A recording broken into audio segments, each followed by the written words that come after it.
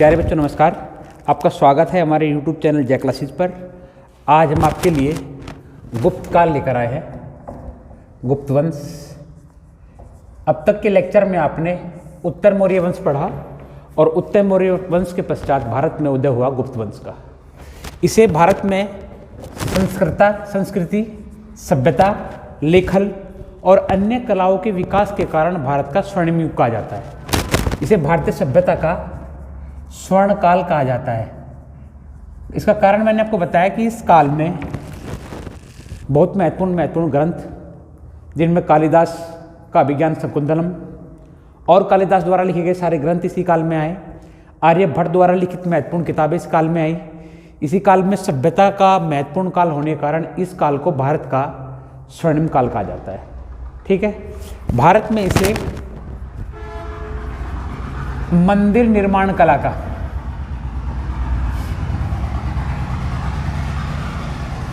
प्रारंभ भी इसी काल में हुआ। जो मंदिरों का निर्माण होता है वो भी मूर्ति तो आप जानते हैं कि इतिहास में बहुत प्राचीन काल से, लेकिन मूर्ति का सर्वाधिक जो निर्माण किया गया है, सर्वाधिक स्वरूप मूर्ति को प्रदान किया गया, वो इसी काल में किया गया। यहाँ तक कि गंगा और यमुना जैसी नदियों को भी इस काल में मानव रूप में, मूर्ति रूप में निर्मित किया गया। ठीक है। तो ये इस कारण से इस काल को भारतीय सभ्यता का स्वर्णिम काल कहा जाता है। और फैक्ट भी आप समझेंगे। तो इस वंश के जो संस्थापक थे वो थे श्रीगुप्त, और श्रीगुप्त ने इस वंश की स्थापना की 240 ईस्वी में और रहे 240 से 280 ईस्वी तक। श्रीगुप्त ने एक उपाधि धारण की। इस उपाधि का नाम था महाराजा। ठीक है। श्रीगुप्त के प्रभाव में ये वंश विस्तार की ओर नहीं बढ़ा। ठीक है। लेकिन उन्होंने जो आसपास के राज्य थे उनसे समायोजन करके अपने राज्य को एकशुण बनाए रखा, विखंडित नहीं होने दिया और शासन व्यवस्था को चलाए रखा। इसके पश्चात इनका पुत्र घटोत्कच गद्दी पर बैठा और ये 280 से 319 ईस्वी तक गद्दी पर रहा। और इसने भी जो उपाधि धारण की वो भी अपने पिता की तरह इसने भी महाराजा की उपाधि धारण की। ठीक है। 319 ईस्वी में गद्दी पर बैठा चंद्रगुप्त प्रथम।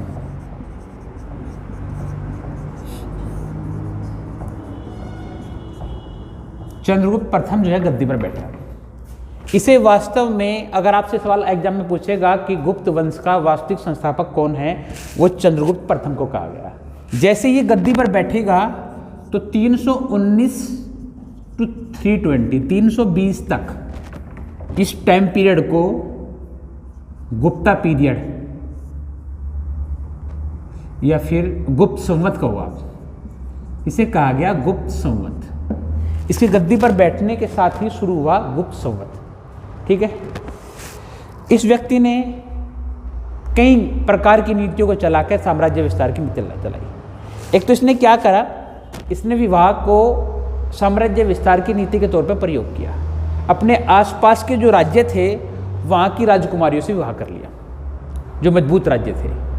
और विस्तार के लिए, युद्ध के लिए सेना की आवश्यकता थी, तो उसने उन राज्यों से मदद ली। प्लस में ये फायदा हुआ कि उन राज्य से बाहरी आक्रमण का खतरा खत्म हो गया। जब बाहरी आक्रमण नहीं होंगे तब भी इसका राज्य एकशुण रहा और विस्तार के लिए युद्ध को प्रभावी करा। ठीक है। इसने लिच्छवी की राजकुमारी, पूछ सकते हैं आपसे एग्जाम में,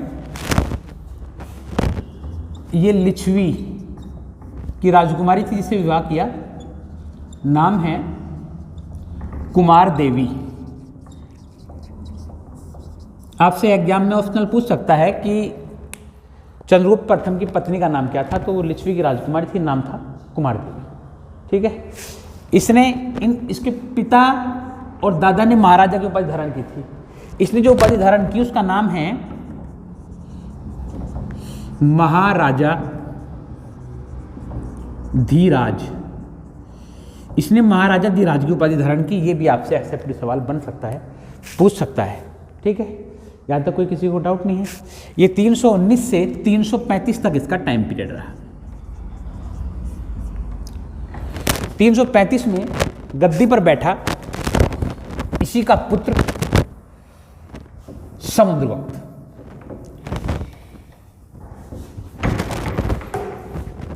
गद्दी पर बैठता है समुद्रगुप्त और इसका समय रहा 335 से 375 ईस्वी।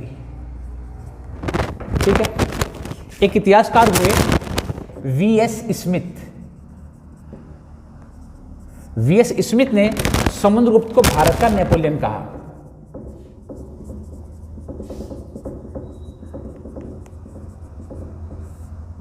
इसके बारे में वीएस स्मिथ ने कहा कि समुद्रगुप्त भारत का नेपोलियन है। ऐसा क्यों? नेपोलियन जो था फ्रांस का एक राजा था, नेपोलियन बोनापार्ट। ठीक है। जो युद्ध लड़ने की नीति नेपोलियन की थी, ऐसी ही वीएस स्मिथ ने इतिहास का अध्ययन करके वही युद्ध नीति समुद्रगुप्त की पाई। इस कारण से उसने समुद्रगुप्त को भारत का नेपोलियन कहा। याद रहेगा? कोई समस्या नहीं है यहां तक? ठीक है। इसने क्या किया? इसने उत्तर और दक्षिण, उत्तर को कहा गया उत्तरापथ और दक्षिण भाग को कहा गया दक्षिणापथ।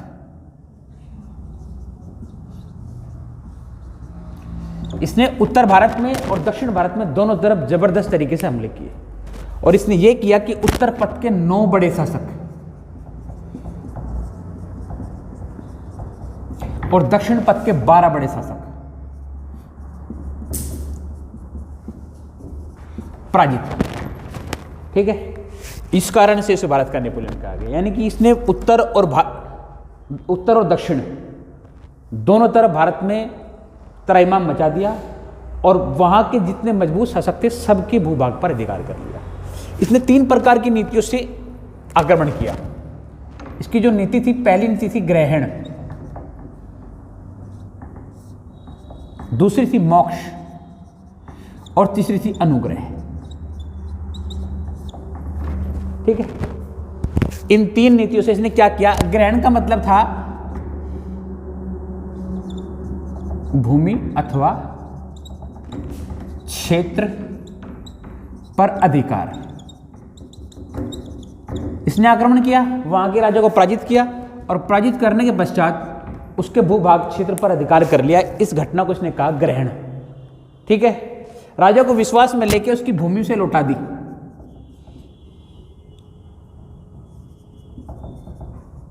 इस घटना को कहा गया मोक्ष। और राजा को संरक्षक बनाकर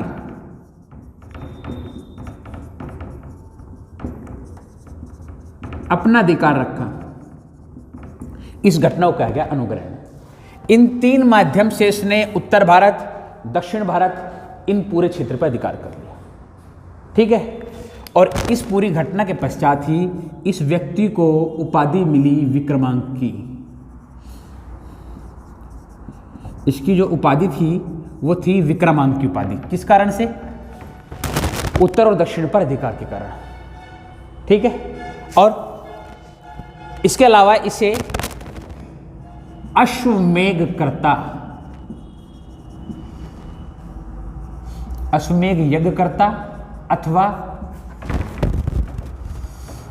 अश्वमेधकर्ता, जो व्यक्ति संपूर्ण भारत पर एक अधिकार स्थापित करेगा उस व्यक्ति को अश्वमेधकर्ता की उपाधि प्रदान की जाएगी, जिस कारण से इसे भी अश्वमेधकर्ता की उपाधि दी गई।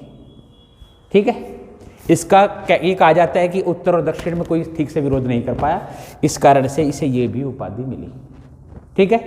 2 उपाधि होगी। तीसरी उपाधि इसे मिली है परम भागवत की।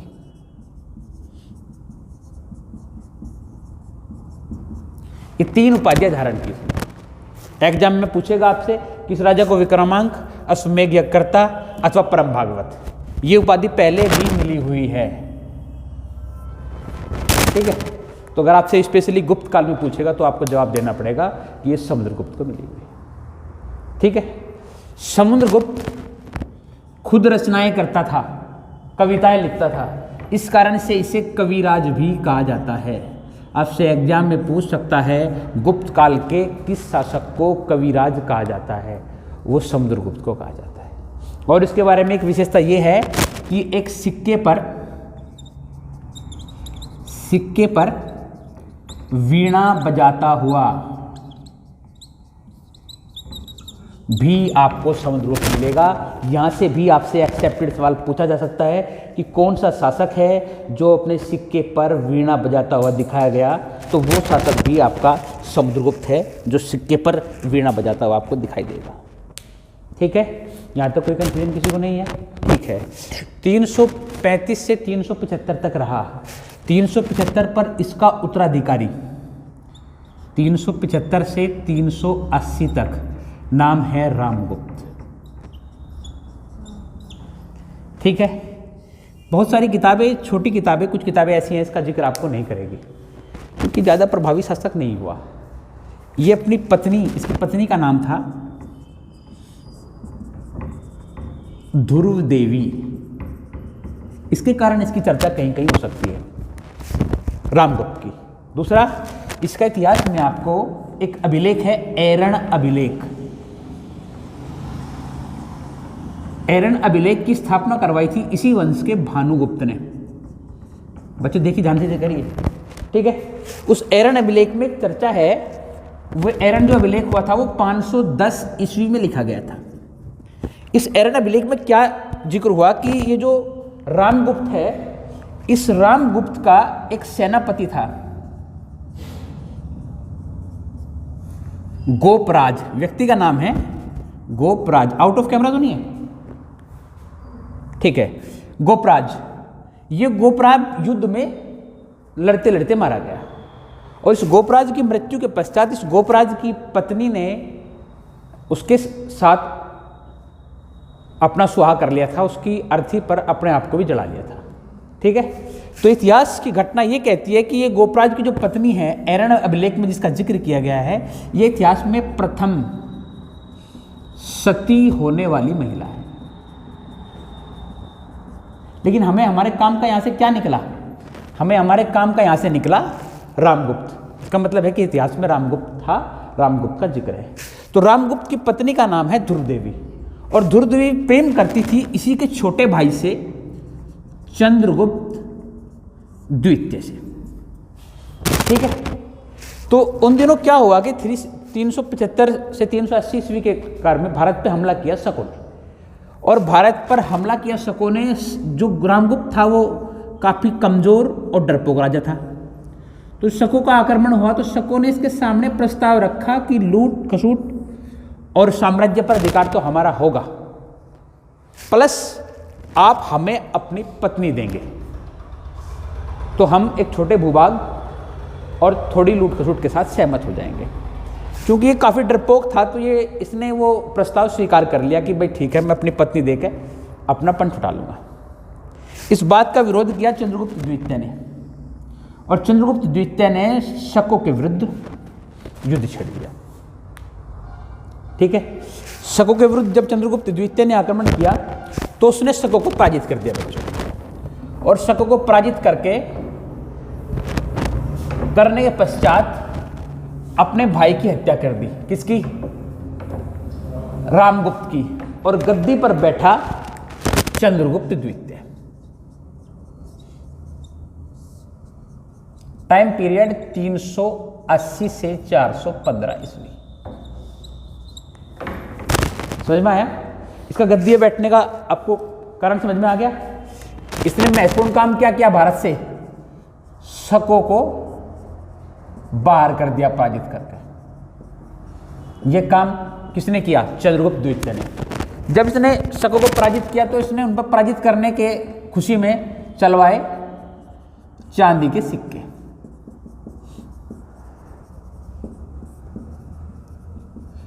इन सिक्कों का कहा जाता था रुपयक। ठीक है, इन सिक्कों को रुपयक कहा जाता था। ठीक, मजेदार बात यह है कि सिक्कों का जिक्र हुआ तो एक बात शायद हम पीछे ना बताकर आए हो, जान लो। भारत में सर्वाधिक सोने के सिक्के जो जारी करने वाला वंश है वो गुप्त वंश है। सबसे अधिक सोने के सिक्के इन्होंने ही जारी करे, सबसे अधिक सोने के सिक्के। अब एक मजेदार बात और, इनके काल में सोने के सिक्के को कहा क्या जाता था? ये एक्सेप्टेड सवाल है, आपसे पूछ सकता है। दिनार एक देश की मुद्रा है, दिनार फिलहाल, ठीक है। तो ये दिनार उस काल के सोने के सिक्के को। अब इस वंश का कौन सा राजा था जिसने सर्वप्रथम सोने के सिक्के चलाए? तो वो था चंद्रगुप्त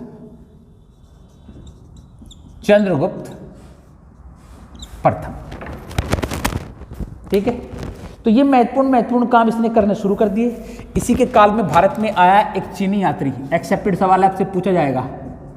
चीनी यात्री इसी के टाइम पीरियड कब? ये बैठा है 380 से 415 तक, और भारत में चीनी यात्री आया फाइयान, ठीक है। और फाइयान आया कब? ये आया 399 में, गया कब? 414 में। 399 से 414 तक भारत में आया, और इसी के काल में आया चंद्रगुप्त द्वितीय के चीनी यात्री। और इसका महत्वपूर्ण उद्देश्य था भारत में दर्शन शास्त्र का अध्ययन करना और भारत में बौद्ध धर्म का अध्ययन करना, ठीक है। अगर आपसे गुप्त वंश की बात करेंगे तो गुप्त वंश आपको भागवत धर्म, इंपॉर्टेंट सवाल है, पूछ सकता है आपसे, भागवत धर्म या वैष्णव धर्म का संरक्षक है। ये आपको ध्यान रखना है। जो भागवत धर्म के जितने राजा है, मोस्टली राजा है, वो वैष्णव धर्म को मानने वाले अथवा भागवत धर्म को मानने वाले हैं। इस कारण से इन्होंने ज़्यादा संरक्षण तो इन्हीं को प्रदान किया, लेकिन बौद्धों का इन्होंने किसी भी प्रकार से विरोध नहीं किया। जो बौद्ध धर्म को मानने वाला था उसका भी इन्होंने पूरा समर्थन प्रदान किया, ठीक है, कोई दिक्कत नहीं है। चंद्रगुप्त द्वितीय ने उपाधि तो धारण की, ये उपाधि धारण की इसने विक्रमादित्य की। ध्यान रखना, इतिहास में ये उपाधि 14 राजाओं को दी गई, ठीक है। इससे पहले इतिहास में हम बात कर चुके, जिस व्यक्ति ने मध्य भारत से शकों को पराजित करके बाहर किया था, उस व्यक्ति को पहले विक्रमादित्य की उपाधि मिली थी, ठीक है। और सबसे जो अंतिम विक्रमादित्य होगा वो व्यक्ति होगा हेमू उर्फ हेमचंद्र। हेमू, इसका पूरा नाम कायदे में हेमचंद्र है। हेमचंद्र ये अंतिम हिंदू शासक है भारत पे, अंतिम हिंदू शासक। दूसरा जिसने, वो व्यक्ति जिसने अंतिम विक्रमादित्य की उपाधि धारण की। आप इतिहास को पढ़ेंगे, जब हम मध्यकाल में पहुंचेंगे तो आप देखेंगे कि इस व्यक्ति को अकबर पराजित करेगा, ठीक है। पानीपत का जो दूसरा युद्ध होगा वो अकबर और इसी के बीच में होगा, ध्यान रखेंगे आप, ठीक है। हेमचंद्र उर्फ हेमू के साथ में। तो ये मैंने उपाधि की बात आई तो इसका जिक्र कर लिया। बात कर रहे थे हम, चंद्रगुप्त ने विक्रमादित्य की उपाधि धारण की, इसके साथ साथ इसने विक्रमांक की उपाधि भी धारण की। हाँ, इसका राज्य कवि, इसका जो राज्य कवि था, ये आपसे एग्जाम में पूछ सकता है। इस व्यक्ति का नाम है साब। साब इसका राज्य कवि था, एक्सेप्टेड सवाल है, आपसे पूछ सकता है कि इसका राज्य कवि कौन था, ठीक है। इसके पश्चात इसका उत्तराधिकारी, हाँ और एक विशेषता, चंद्रगुप्त द्वितीय के शासनकाल में जितना गुप्त वंश का भूभाग अधिकार पर अथवा शासन के संतुलन के आधार पर जितना मजबूत इसके समय में था, इतना अन्य किसी राजा के समय में नहीं रहा, चाहे वो उत्तर से दक्षिण तक अधिकार करने वाला समुद्रगुप्त ही क्यों ना हो, ठीक है। तो इसके काल में सर्वाधिक विकास मिला। इसके पश्चात जो है गद्दी पर बैठा कुमारगुप्त, आपने सुना होगा इसका नाम इतिहास में, एक विशेष घटना के कारण इसका नाम इतिहास में लिया जाएगा। और ये रहा आपका 414 से 454 तक। इतिहास में बच्चों इसका जिक्र अगर आपको मिलेगा तो मिलेगा नालंदा विश्वविद्यालय की स्थापना के लिए। कुमारगुप्त को इतिहास में नालंदा विश्वविद्यालय की स्थापना के लिए याद रखा जाता है। अगर आप जानना चाहते हैं 413-414 के आसपास ही इसकी स्थापना प्रारंभ हो गई थी, क्योंकि ये गद्दी में बाद में बैठा, लेकिन स्थापना का कार्य इसने प्रारंभ में ही शुरू कर दिया था। तो ये 414 न कह के 414 फाइयन नहीं, ये 415 में गद्दी बैठा। देखो 415 तक तो यही रहा, तो 415 में गद्दी बैठा है। और इसने वैसे नालंदा विश्वविद्यालय की स्थापना कार्य जो है वो 413 में स्टार्ट कर दिया था। इसके पश्चात गद्दी पर बैठेगा स्कंदगुप्त। ये बैठेगा 454 से 467 तक, 454 ईस्वी से 467 ईस्वी तक गद्दी पर बैठेगा। ठीक है। स्कंदगुप्त का इतिहास में जिक्र मिलेगा, एक गिरनार झील है जिसका निर्माण चंद्रगुप्त मौर्य के शासनकाल में हुआ था। उस गिरनार झील का जीर्णोद्धार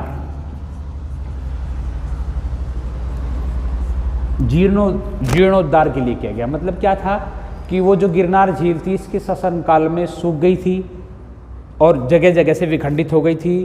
पहाड़ियों से बहकर आने वाला पानी उन विखंडित क्षेत्र से बह के नीचे निकल जाता था और झील जो है अपने मरणासन अवस्था में पहुंच गई थी। तो इसने क्या किया स्कंदगुप्त ने उस झील को पुनः मरम्मत करवाई, उसे पुनः बनवाया और पुनः ऐसी स्थिति में लेकर आया कि वो कार्य करने की स्थिति में बन गई। ठीक है। इस वंश का अंतिम शासक विष्णुगुप्त हुआ।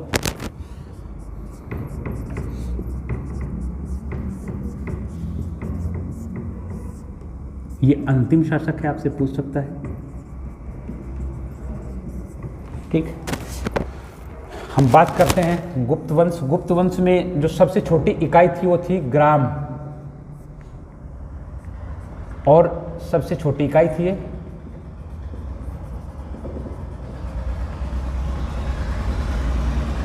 और सबसे बड़ी इकाई जो थी वो देश थी।